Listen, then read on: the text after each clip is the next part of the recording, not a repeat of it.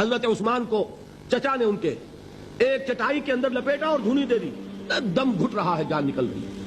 حضرت مصعب بن عمیر رضی اللہ تعالی عنہ، وہ نوجوان 200 درہم کا جوڑا ان کا سل کر آتا تھا شام سے تیار ہو کر، لباس معطر ہوتا تھا، جدھر سے نکل گیا پوری گلی جو ہے وہ معطر ہو گئی، انگلیاں اٹھ رہی ہیں، وہ جا رہا ہے مصعب، یہ خوشبو اس کی ہے۔ اس مصعب کے ساتھ کیا سلوک کیا؟ باپ تو مر چکا تھا، ماں نے پالا تھا، دولت بہت چھوڑ کر گیا تھا باپ، لہذا ماں نے بڑے ناز و نام میں پالا، بڑے لاڈ پیار میں، 200 درہم کا جوڑا تیار ہو رہا ہے۔ لیکن یہ کہ آپ کو معلوم ہے عرب کے اس معاشرے میں عورت کی کوئی حیثیت نہیں تھی، ماں کا اختیار نہیں تھا، چچا تھا سربراہ خاندان کا۔ چچا نے کہا مصعب اگر تم نے اپنے باپ کا دین چھوڑ دیا ہے تو باپ کی دولت پر بھی تمہارا کوئی حق نہیں ہے، نکل جاؤ گھر سے۔ اس نے یہ سوچا تھا کہ مصعب کے ہوش ٹھکانے آ جائیں گے، دن میں تارے نظر آ جائیں گے، ناز و نام میں پلا ہوا، گھر سے نکل کے جائے گا کہاں؟ یہ سارا نشہ جو ہے توحید کا، یہ حیران ہو جائے گا۔ حضرت مصعب کا جواب بالکل برعکس تھا، اچھا ٹھیک ہے چچا جان میں گھر چھوڑتا ہوں۔ وہی بات جو کبھی کہی تھی ابراہیم نے، باپ نے کیا کہا تھا؟ واجرنی ملیہ، جاؤ چلے جاؤ، دفع ہو جاؤ میری نگاہوں سے۔ حضرت ابراہیم نے کیا جواب دیا تھا؟ سلام علیک ساستغفر لک ربی انہ کان بی حفیظ۔ اچھا ابا جان آپ کا حکم یہی ہے تو میں چلتا ہوں، آپ پر سلامتی ہو، میرا رب مجھ پر بڑا مہربان ہے، میں اس سے آپ کے لیے استغفار کروں گا، جلدی۔ یہی جو ہے حضرت ابراہیمی کی نسل ہے نا قریش۔ آج ابراہیم کے ایک بیٹے کے ساتھ وہی معاملہ ہو رہا ہے مصعب کے ساتھ، اور مصعب چلنے کے لیے تیار ہو گئے۔ چچا نے سوچا، میں سمجھتا تھا کہ ہوش ٹھکانے آ جائیں گے، یہ تو تیار ہو گیا نکلنے کے لیے، غصے میں آ کے اگلی بات کہی، یہ کپڑے جو پہنے ہوئے تم نے یہ بھی اسی مشرک باپ کی کمائی کے ہیں، اتارو ان کو۔ وہی کپڑے اتارے، مادرزاد برہنہ گھر سے نکالے گئے، ماں کے پاس پہنچے، ماں نے آنکھوں پر ہاتھ رکھے، مصعب کیا ہوا؟ کہ ماں سے کہتے ہیں کہ ماں میں موحد ہو گیا ہوں، اور وہاں سے گئے، پھر حضور کی خدمت میں کپڑے کہیں سے مانگے ہوں گے۔ یہ مصعب ہیں 200 درہم کا جوڑا پہننے والے۔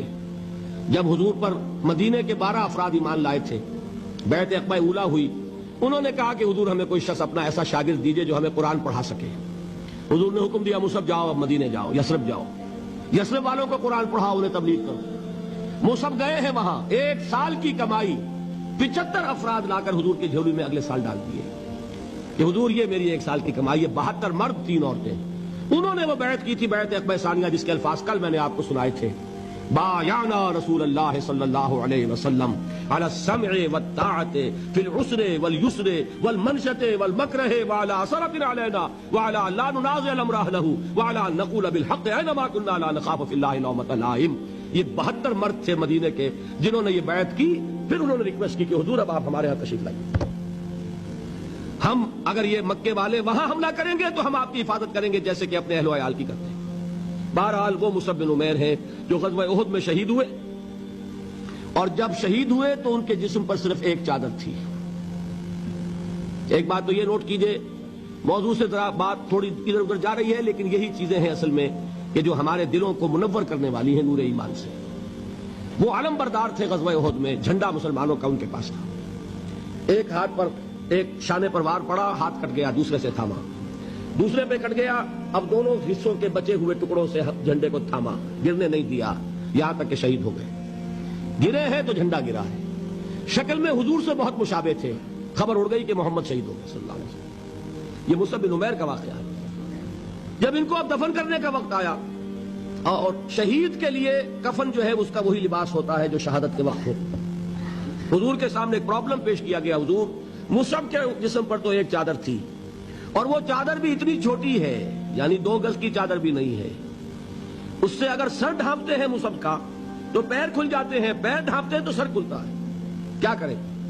حضور نے فرمایا سر ڈھانپ دو چادر سے اور پیروں پر گھاس ڈال دو، یہ آخری لباس ہے جو محمد کے اس دیوانے کو اس دنیا سے رخصت ہوتے ہوئے ملا ہے، جس کا 200 درہم کا جوڑا چلتا تھا۔